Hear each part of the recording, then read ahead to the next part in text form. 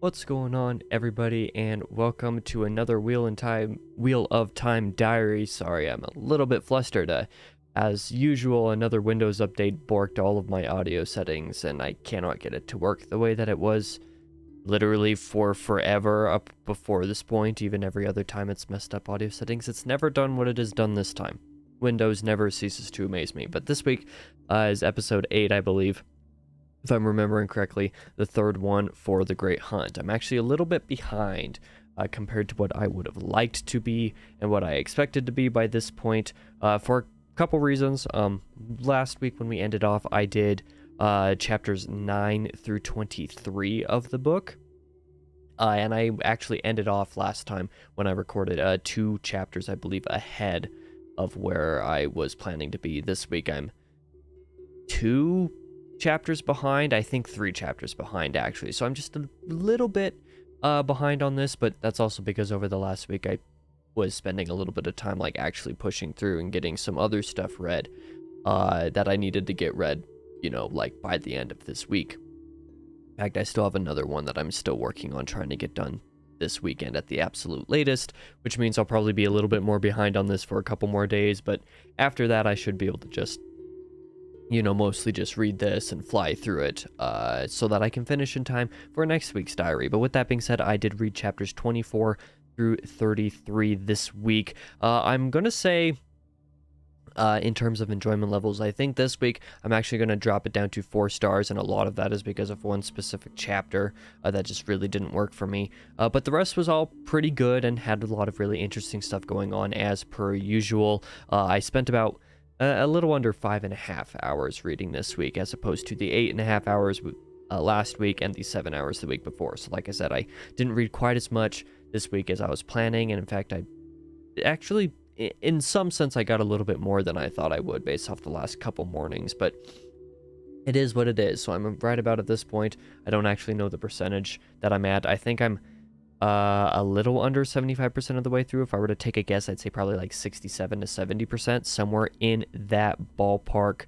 But let's see, did I say that I started with chapter 24 this week? Yeah, I did. Okay, so what's funny is last week's diary was actually a little bit rough around the edges, all things considered, because of primarily the reason that there was a lot of POV flip-flopping, so a lot of switching back and forth between different characters and different plot lines, I suppose. So there was a lot to talk about, and I didn't talk about in the most efficient or really, you know, what's the word that I'm thinking of? Efficient works. I didn't talk about it in the most efficient manner. That's why that video was so long. It was basically twice as long as the first diary on this book. But this time around, I think I didn't have as much problems with that specific aspect, because I'm thinking with these books I'm going to have to come up with a couple different ways to format how I talk about these. If, you know, all the stuff that happened was mostly from 1 or 2 characters' viewpoints, I can, you know, more or less go through it how I was before, like not necessarily chapter by chapter, but sort of in a,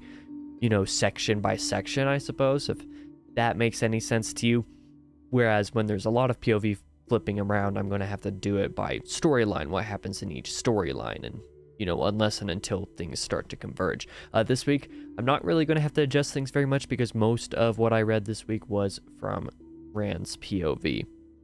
In terms of, I mean, I guess I have already been talking about the spoiler-free, but the actual thoughts that I had, there was one chapter, like I said, that just really didn't do it for me, and I'm not entirely sure why, but a lot of the other stuff is really interesting. I'm glad to see a little bit more of this hunt, so to speak, continuing forward, and having some developments that, while I saw them coming, are developing in interesting ways that has me intrigued on where they're going to go, and especially the end of where I read with chapter 33. Is that where I said I just ended off today?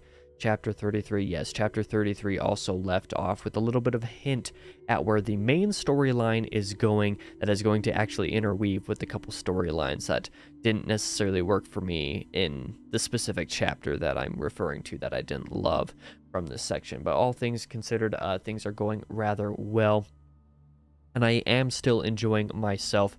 But yeah, let's just kind of go ahead and get into the spoiler filled and talk about some of the things that I read about. Now, I think the one chapter that I read that I think there were only 2 chapters.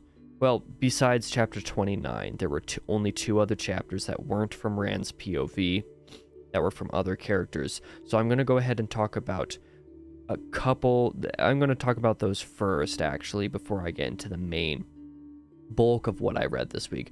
Chapter 24 was where I started with new friends and old enemies. I was glad to be able to get more POV from Egwene. I'm actually really enjoying her storyline. I'm enjoying her POV, and also enjoying seeing the way that she thinks about and sees other characters. And this is especially a point to make with regard to chapter 24 specifically, because chapter 24 we meet several cast members that Rand already met in Eye of the World, but whom Egwene has not met. So getting to meet these characters and see them through Egwene's eyes is really nice. Although to some degree I'm actually a little bit sad that we haven't gotten any more storyline from this POV or from, these developments since then yet, which is kind of strange considering remembering where it ended off with what's the Aes Sedai's name? Elida, I believe, the one that is Queen Morghase's Aes Sedai. And if I'm pronouncing either of those names wrong, again, I'm sorry. I sound like a broken record, but that is how things go. But Elida confronting, was it Min that she confronted? Because there was a little tiny bit of POV from, I believe it was Min, a little tiny bit of POV from Min at the very end, just a few paragraphs at the very end of the chapter 2 that had a little bit of that was really interesting. Being able to see Elaine and Gawain again, or Gawain, however it's pronounced, and then Galad, being able to meet these characters again is nice, because I found those characters to be really interesting when they were introduced in Eye of the World, and I was hoping to be able to see more of them. This was not the place that I was thinking I would see them again, but I'm intrigued nonetheless. Like I said, I'm a little bit surprised that this storyline hasn't continued since this chapter, or at least not since where I've read anyway, but that is what happened there. And then the other POV that was not from Rand's POV, the other chapter, sorry, that wasn't from Rand. Where was it in here? I do not remember for sure. I believe it was chapter 28. I believe it was. Yes, it was chapter 28, and part of this will become reference points for some of the other stuff that I read this week, but chapter 28 was one that I found notable, not just because it was Perrin's POV, and I've really enjoyed Perrin's POVs, no matter how brief they are, because they really are brief. Even in Eye of the World, his chapters were shorter than Rand's were for the most part. So to be able to get to see more from him is always very nice, but I love being able to see the way that Perrin sees Rand and the other characters. This was a point I believe I also made last week. It's continued here. But there's also the fact that this group of people, so Perrin and Mat and Ingtar and co, so these people who are chasing the horn, essentially on their own, following Perrin's nose, because Perrin is a wolf brother and can sense stuff and also has the wolves to guide them as well. They're following the trail of the horn after, Rand and Huron and Loyal disappeared from the group just all of a sudden into the mirror of the wheel. So this is continuing a little bit of that. And what I found really notable about chapter 28 that I really liked and was really interested in, and it really captured my attention, quite frankly, was that they met an Aielman on the journey, on the path, that basically confronted them and was asking about if they knew. It was essentially, a man who looked somewhat like Rand, so again, further confirming that suspicion that Rand is not native to the Two Rivers in birth sense, and that Rand could very well just be an Aielman. But this Aielman that they met on the journey was talking to them about a prophecy. Let's see, what is it that I actually said in my notes? He asks about a man according to some sort of prophecy that essentially fits Rand's description. Not just visual description, obviously, but based off of some of the other stuff that we've already learned from Rand, and the fact that, Moraine and the Amerlin and a couple of the other Aes Sedai like Viren believe that Rand is the Dragon Reborn, which Rand continues to refuse to believe, which is really fun. But this aspect is really interesting because this Aiel man asks about a man that is almost certainly he's asking about Rand without knowing it, according to prophecy of the Aiel, and that's what he's looking for. And already knowing that Rand is the Dragon Reborn means like, okay, well, yeah, that's probably who this guy's talking about. Just gives a little bit more of that oomph to Rand's character because it's just a mysterious and random encounter, essentially, for all intents and purposes.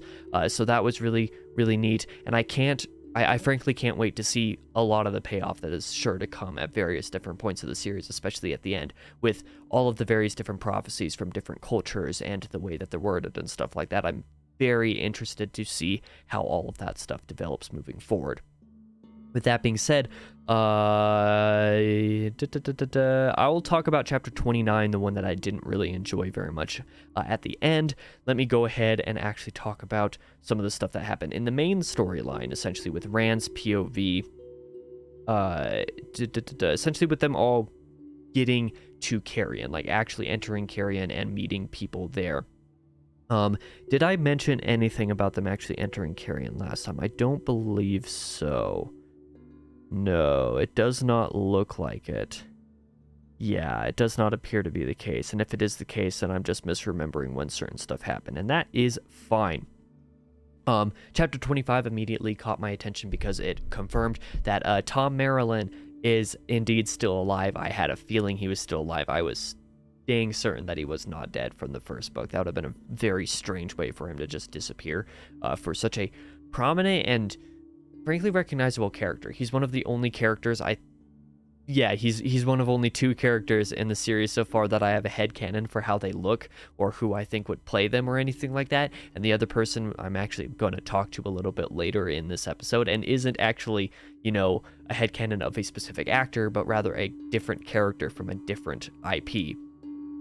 So that's all fun and dandy, but all of the politicking and the political aspects of Carrion is something that I find to be super strange, not necessarily in how it's done and not necessarily in the content of it itself. I think part of this comes down to just the suspicious aspect of it. The fact that this Dias Daymar, I think that's how it's pronounced, this great game that all of the political bodies and royal bodies of the area, and I guess they believe even Outlanders tend to play, of everything you say and everything you do is somehow to be, it's somehow covering for something underneath. So all of these political people will read meanings into everything where there are no meanings to read into. And I guess those who partake in the game actually do include those meanings in them, but Rand obviously does not, because he's not from this area and he doesn't want to partake in the game. So this sort of political aspect of the town makes it a really distinct place, and I really like that aspect of it. But I'm not sure how I feel about the politicking a little bit later in the reading that I got through. So the stuff that I read today actually used it in ways that I thought was really neat, where it was a little bit more forefront rather than just kind of being like what people know from the culture or what people are telling Rand about the place. It's just like, well, this is a thing here, you need to pay attention to it, but he wasn't paying attention to it. Now that he kind of was at the end of this section, which we'll get into a little bit because he had to partake in it to a certain degree, I thought that stuff was all really interesting. But yeah, like I said, I really enjoyed getting to meet Tom again, and Rand being able to talk to him again, even though it seems like their journeys aren't going to join together here. I'm sure we'll meet him again somewhere else, in some way else, and he'll actually start to join the party, but for the moment, Tom obviously very much does not want any part in the journey, which is fair enough, but I would like to see more of him for sure. He's definitely one of my favorite characters up to this point. What is the other thing that I was going to say about this? Oh, the fact that at Tom Merrilin's meeting with Rand, or rather the other way around, Rand's meeting with Tom, The fact that Tom just straight up says he suspected Rand of being able to channel, but no longer does because Moraine let Rand go without him being gentled. Which is a really interesting aspect. So Tom suspected Rand of being able to channel and might have believed it, but he doesn't believe it anymore because he believes that Rand would have been gentled. So even if he knew that Rand could still channel, I wonder how willing he would be to believe that Rand is the Dragon Reborn, because Tom seems like he's not hostile, but he seems rather resistant to being with some of these characters now because he doesn't want any part of anything to do with the Aes Sedai. And he believes that Rand is firmly in their clutches now, and Rand is trying not to be in their clutches, but he also believes that he's there as well. So that's all interesting stuff. Let's see, some trouble brewed in the city with the Illuminators. Nothing too crazy to note on there. But yeah, it was some more of the stuff that I was referring to with the Das Demar, with chapter 30 specifically, which is straight up called that. I knew that the horn was going to get stolen again because the group was able to get the horn back from Padden Fane and his cohort, I should say. And I knew that it was going to get taken again, but in this specific way I wasn't quite anticipating. I thought that they would like get ambushed somewhere else rather than it just being stolen from the inn, although with most of the people away from the inn and only here and there to guard it, that makes sense, but of course it was also right before Ingtar and Perrin and Matt and everybody arrived in the city, because that's what they were waiting for, was for them to come around so that they could take it elsewhere. But then this was where some of the interesting stuff really started to happen, was because now part of the Das Demar aspect of the story with Rand specifically is Rand didn't want to partake in the game, as I mentioned before. So he was basically burning all the invitations from all these different people who wanted to talk to him or wanted to see what he would do as part of the great game, and he was burning them all essentially, but he didn't burn two of them basically as recommendation from everybody. It was just like, don't burn these two because they're from, oh goodness, what's his name, Barthanes? I hope that's how it's pronounced. It seems like that's how I would be inclined to pronounce it. Please correct me if I'm wrong. But Barthanes and Galdrian, I believe, are two of like the most powerful people in the area, in the city essentially, in the region even, perhaps. I don't know for sure, but that's what it seems like. So he didn't burn those two invitations to meet with them. He kept those. But as a result of the horn getting stolen, Huron and was basically went out to go try to hunt for it again, because he was able to sniff out and smell the violence and stuff that occurred, and then trail the people who committed it to find that they were actually at Barthanes' estate, that is essentially where they went.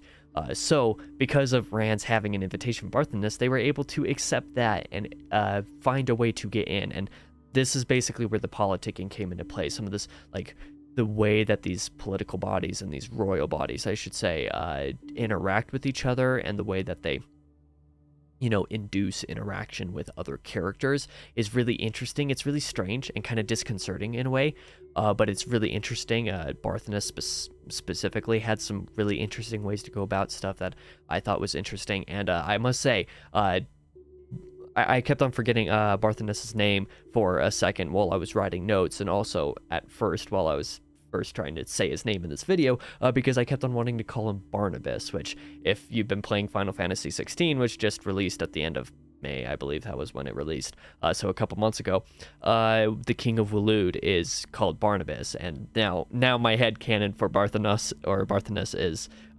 Barnabas's appearance from that game. So that is my other headcanon, which is interesting. I have no clue if that's anywhere near true, but that's what it is now because of that confusion.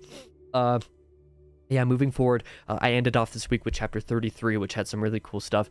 I knew that we were going to get back into the ways at some point, and Rand and Loyal and Huron tried to get into the ways again, but were confronted by what they call the Black Wind, which, for whatever reason, isn't in the glossary to this book, so I couldn't actually get like a firm explanation for what that was from the book itself, besides what the characters were talking about, which itself is kind of vague in a way. Basically was not allowing them to get into the ways, and was killing Rand because of some aspect of Sidon, the male half of the One Power. So really interesting stuff. Not entirely sure all of what happened there, and not entirely sure how much I understand of what happened there, but of the stuff that I do understand, it was working for me. I found it interesting and fun and enjoyable to read about. And also the fact that when they were about to leave the estate at the end of this chapter, Barthanos straight up grabbed Rand and pulled him aside and was just like, hey, that the trickster, Padam Fane, wants to meet you at Tomon Head. I don't know what it means, but that is what he said. And he said he would kill everyone that you know and love if you did not go to meet him. But this is also kind of where I can go into talk about chapter 29 a little bit, because Tomon Head, where Fane wants to meet with Rand, is also where a couple other random POVs were introduced earlier in the book with Domon, the boatmaster, the shipmaster, I suppose, that journeyed with Rand and Matt and Tom a little bit in Eye of the World. He had a little bit of a POV earlier in the book, and a random white cloak person. I forget his name already, because he's only appeared twice, and I don't particularly like his POV at the moment. That POV is also in there, and these two POVs in chapter 29 coincided with each other a little bit because of, I guess, the descendants, I suppose, of Arthur Hawkwing from, what are they called? Shanchan? Is that what they're called? From that land, and what the people are called? I'm not entirely sure. But these people are kind of coming back into this part of the world, which is an interesting aspect, but I don't think is working for me at the moment, just in terms of how it was introduced in chapter 29. I'm not super into it, but both these POVs did get a reappearance in chapter 29 with this aspect, and a lot of that had to do specifically with the area in and around Tomon Head and the seas around Tomon Head as well, because I believe that is where the White Cloaks are, at least for that POV, is somewhere at Tomon Head, and that's where Domon was sailing towards, was Tomon Head, when they got, boarded by some of the Shanchan. So some interesting stuff happening there, even though for whatever reason, I didn't particularly enjoy that specific chapter. But yeah, because that is all happening over there, and now Fane wants Rand to come to meet with him at Tomon Head. I wonder if the climax will have something to do with all of that in that area over there, if that's where they're traveling. Of course, it could go a totally different direction, but that's where it's looking like it's going to go for me as of right now.